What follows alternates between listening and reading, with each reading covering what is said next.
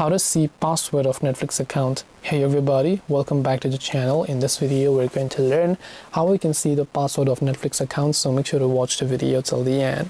Now basically, if you want to see the password for your Netflix account, unfortunately Netflix doesn't show you your password.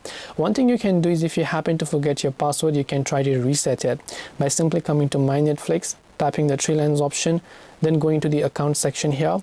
Then from the account section you can simply try to go to the change password section. Now since you don't remember your current password, you can tap on the forgot password option to verify it and then basically reset your password. That's the least thing that you could do.